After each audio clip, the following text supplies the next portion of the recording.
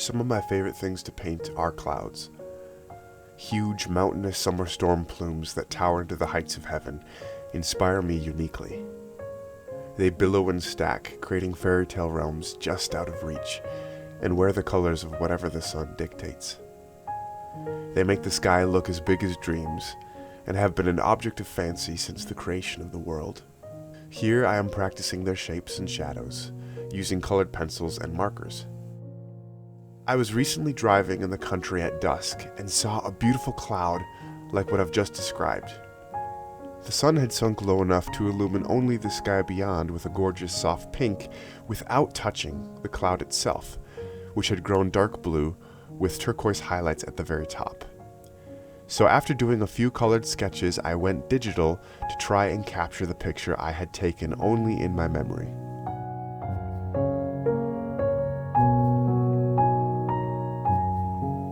After I explored this composition, I decided to put it on the shelf and try a different cloud arrangement.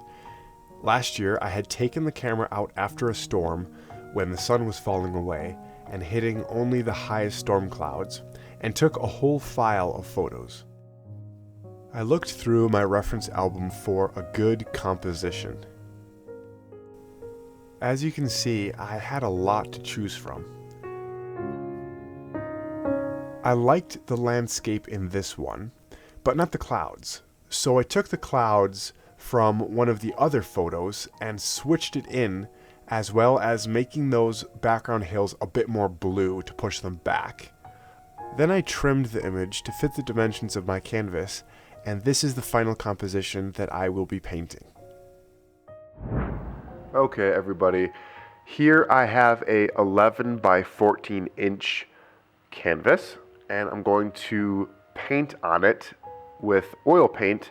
However, I did tone this canvas with acrylic paint, and the color was raw sienna.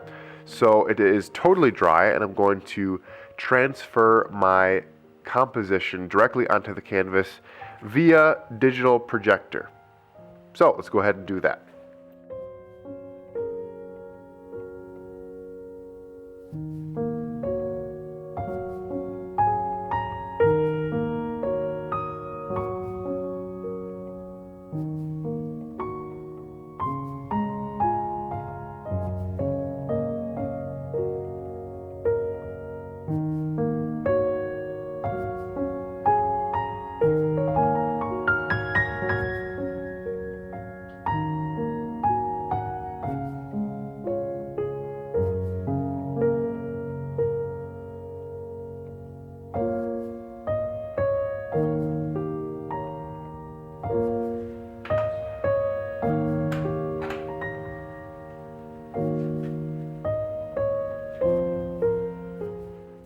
We're going to be starting this painting with a grisaille, which means we're going to use these three colors: titanium white, sky blue, and burnt sienna. Blue and burnt sienna combine to form a very nice gray, and we can add white whenever we want to lift the value. I might have also added a bit of ivory black at times to make the value even darker, but doing a black and white grisaille like this does not require more paint colors than this. Why paint a grisaille instead of following my traditional method of painting the block in, modeling, and details? Well, this is only my second painting starting off with a grisaille, and with my limited experience doing it, I already see the potential and really like the results. We'll get into a big reason for using this method later, but for now, I want to explain a bit about the process of what I'm doing. Simply put, and for my purposes here, a grisaille is a painting without color, like a black and white photograph. As usual, I started painting what was furthest away and then worked my way forward, establishing first the midtones and shadows and then adding the highlights on later. I do it to, number one, practice my values, which is basically practicing lights and darks. Purely for the sake of practice, painting a grisaille is a fantastic way to learn how to choose the correct values. Again, the lights and darks. The concept of colors is totally eliminated. making your only focus those lights and darks, which is an essential part of your painting. So I am going to make this into a painting with color later on, but just for this video I'm going to do the grisaille. And a great reason to do a grisaille is, like I said, to practice those values, to really learn how to correctly convey lights and darks. It was much easier to do it when I didn't have to worry about color, and so I really enjoyed it for that aspect. And in terms of painting this grisaille and its specifics at this point, I made this note when I was filming the video. I'm not thinking about these as trees when I paint them. I'm thinking about them in terms of 3D shapes with lights and darks. If I stay true to that thinking, they will appear as trees when I'm done. That being said, I'd like to add a little bit to that statement.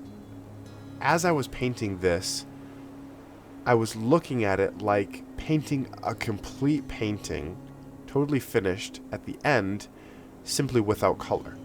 And it was amazing to me how something switched in my mind as I painted this grisaille. It was almost like all the complicated clutter in my mind was removed when I took out having to worry about adding color in at all. I saw things a little bit differently. Like I said, I wasn't thinking about trees when I was painting them. I was thinking about 3D shapes. I was thinking about them only in terms of shadows and highlights. And so I painted these shapes, but when you look at them, there's no mistaking what they are, and I'm really very happy with them. And the same thing with the clouds here. It was like I decluttered my process, taking color out. And it was great practice, but I'm also excited to see where I can take this painting when I do some glazing, adding that color onto it, which we'll talk about that maybe in the next video. But yeah, that being said, doing a grisaille, even if you don't finish it out with color later, is still a great way to practice. I really found out when you don't have to think about color and values are all you're thinking about, when you're looking at your reference photo, you're able to gain a pair of eyes that only sees value, which I think is terribly beneficial for an artist. To gain the ability to look at a scene and only see values is vastly beneficial. I feel like I was able to really practice that with this grisaille. Now let me explain the number one reason for me to do a grisaille when painting a painting. So what I've been finding for painting grisailles like this is it's kind of like learning to juggle, starting out with 3 balls instead of 4.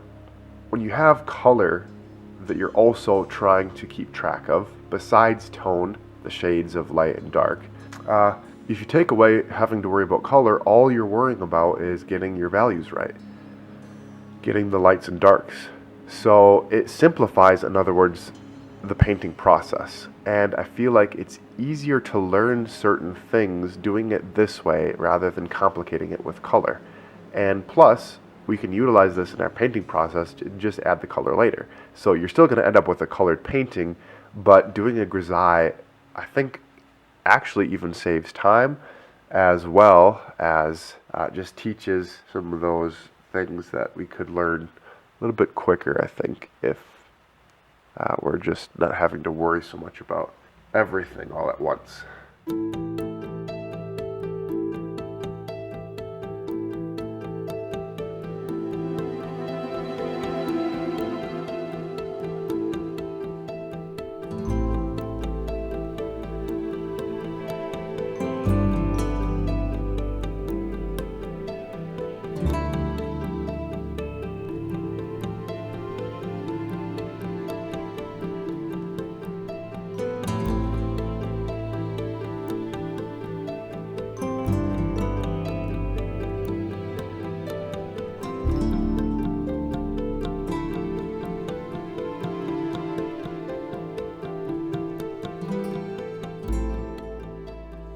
There will be a couple more tips that I will put onto the screen here for you guys to read, specifically having to do with what I'm doing in the painting here.